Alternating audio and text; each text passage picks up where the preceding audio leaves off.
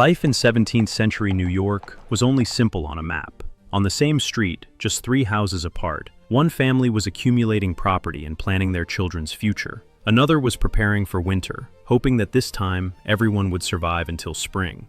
They walked the same road, drew water from the same well, heard the same church bells, but they lived in completely different worlds. Some could leave when disease arrived, others stayed and waited. Today, we're going to look at what life in 17th century New York was really like. Who ate well and who merely survived? Who was building a future and who lived one illness or one fire away from losing everything? And why, in this city, a distance of just a few houses mattered more than an entire lifetime. In the same city, some families slept behind brick walls, while others shared rooms that could burn down in minutes. Merchant homes were built of brick or stone, often 2 stories, with steep Dutch gables. They had glass windows, iron locks, and separate rooms for cooking, sleeping, and storage.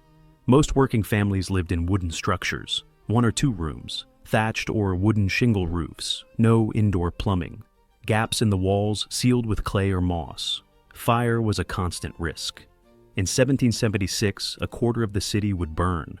In the 1600s, smaller fires were routine. A single spark from a poorly maintained hearth could destroy a home in minutes. Enslaved people and indentured servants often slept in attics, cellars, or outbuildings. In winter, proximity to the kitchen fire determined survival. For the poor, the day began at dawn. For the wealthy, it often began when others had already worked for hours. Laborers, servants, and enslaved workers rose before sunrise. Fires had to be lit. Water carried from public wells or the river. Animals fed. Workshops opened. Wealthy households woke later. Not because they were lazy, but because others had already prepared the house. Servants brought water for washing. Fires were burning. Breakfast was ready. Morning hygiene was minimal across classes. Full-body washing was rare. Hands and face occasionally. Teeth cleaned with cloth or twigs, if at all. Chamber pots were standard. Waste was either thrown into the street or carried to backyard pits. What you ate in 17th century New York was less about taste and more about whether you would survive the winter. Wealthy families ate imported goods, wine from Europe, sugar from the Caribbean, salted meats, preserved fish, butter, cheese, and white bread made from bolted wheat flour. They also had access to variety, fruits in season, vegetables from kitchen gardens, meat several times a week, beef, pork, mutton, venison.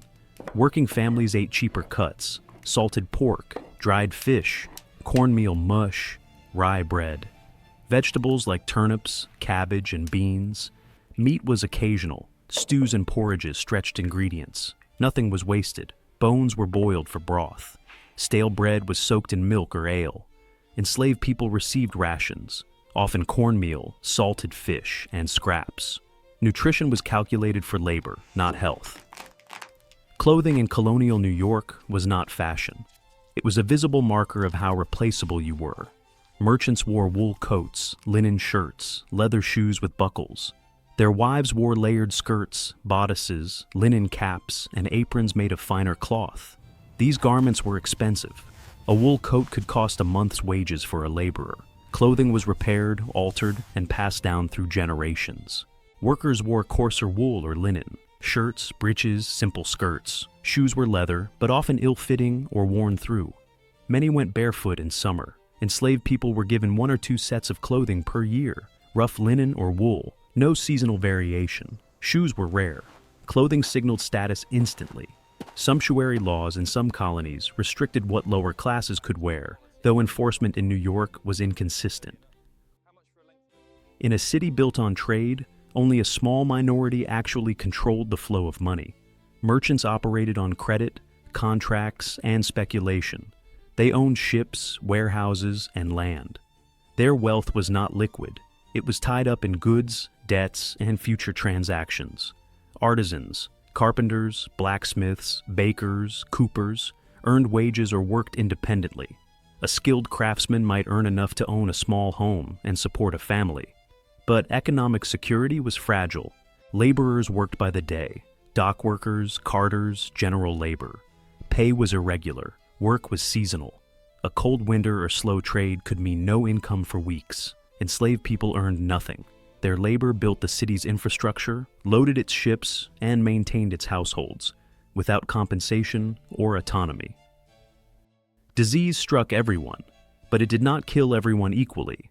Smallpox, dysentery, typhus, and respiratory infections circulated through the city.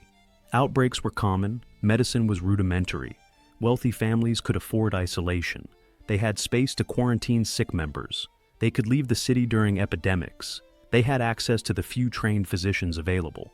Working families had no such options. Illness meant lost income. Crowded housing accelerated transmission. Treatment was limited to home remedies, herbs, poultices, bloodletting. Enslaved and indentured people received minimal care. Their value was economic. If they recovered quickly, they returned to work. If they didn't, they were replaced. Infant and child mortality was high across all classes, but survival rates diverged sharply after age 5. In 17th century New York, childhood ended early, or sometimes never existed at all. Children of merchant families were educated. Boys learned reading, writing, arithmetic, and sometimes Latin. Girls learned household management, basic literacy, and needlework. Formal schooling was rare. Education happened at home or through private tutors. Apprenticeships began around age 12 for boys entering trades.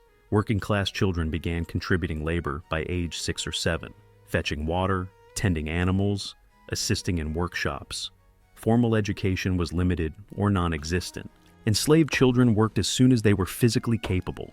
Childhood, in any meaningful sense, was not part of their experience. Play existed, but it was brief and unstructured.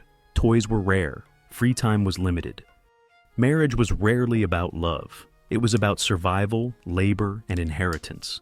Wealthy families arranged marriages to consolidate property, secure trade alliances, or preserve social standing. Romantic affection might develop, but it was secondary. For working families, marriage was economic. 2 incomes, shared labor, combined households. A wife's domestic work was essential. A husband's wages were necessary. Widows and widowers remarried quickly. A household could not function without both roles filled. Enslaved people had no legal right to marry. Unions existed informally, but they could be dissolved at an owner's discretion. Families were separated through sale or inheritance. Marriage age varied. Women typically married in their early 20s, men slightly later, once they had established a trade or income. For many women, childbirth was the most dangerous moment of their lives, regardless of class. Childbirth happened at home, attended by midwives. Physicians were rarely involved unless complications arose, and by then, options were limited. Wealthy women had access to experienced midwives, clean linens, and better nutrition. This improved outcomes marginally, but not dramatically. Infection, hemorrhage, and obstructed labor killed women across all classes. Maternal mortality may have been as high as 1 in 50 births. Infants died at even higher rates. Estimates suggest 1 in 3 children did not survive to age 5. Causes included infection, malnutrition, accidents, and disease. Wealthy families could afford wet nurses. Working families could not. Enslaved women were sometimes forced to nurse the children of their owners while their own infants were neglected. A single fire, illness, or failed harvest could erase decades of work overnight. Economic security was fragile. A merchant could lose a fortune if a ship sank. An artisan could be ruined by injury or theft. A laborer's family could starve during a harsh winter.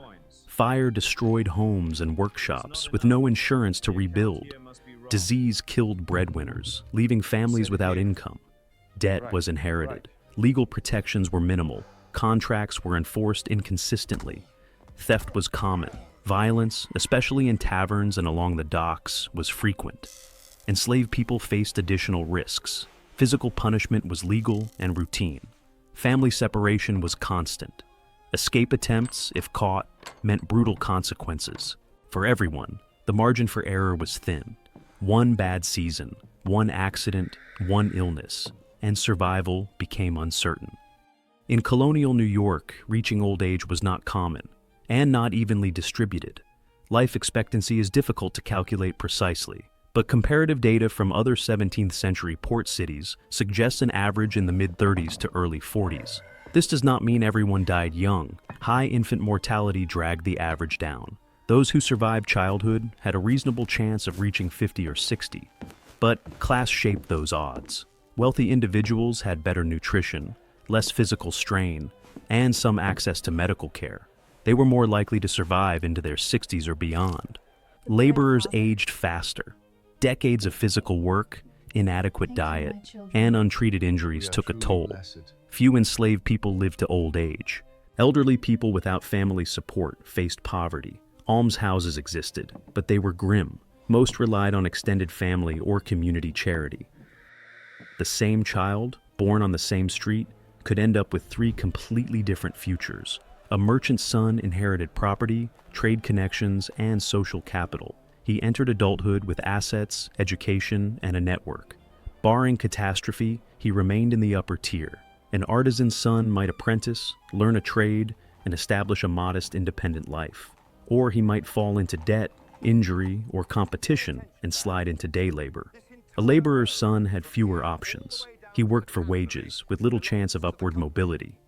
Economic shocks, illness, unemployment, family size, could push him into destitution. An enslaved child had no trajectory. Their future was owned. These outcomes were not random. They were structured by access to capital, to training, to legal rights, to safety. These early inequalities did not disappear. They became the foundation of the city that followed. New York in the 1600s was not static. People moved between classes, though rarely upward. Families rose and fell. But the structures of wealth and exclusion persisted. The merchant class consolidated power. They became landowners, creditors, and political officials. Their wealth compounded across generations. Working families remained economically vulnerable. Skilled tradespeople maintained stability, but it was precarious. Laborers lived at the edge of survival. Enslaved people remained enslaved. Gradual emancipation would not begin until the late 1700s. The legal and economic systems built around their labor persisted long after. The disparities visible in 17th century New York were not unique. They were common across colonial cities, but they were also foundational. Property laws, labor systems, inheritance practices, all were shaped by these early divisions. The city that became a global capital was built on a framework of stratified access and unequal risk. The question is not whether inequality existed. It did.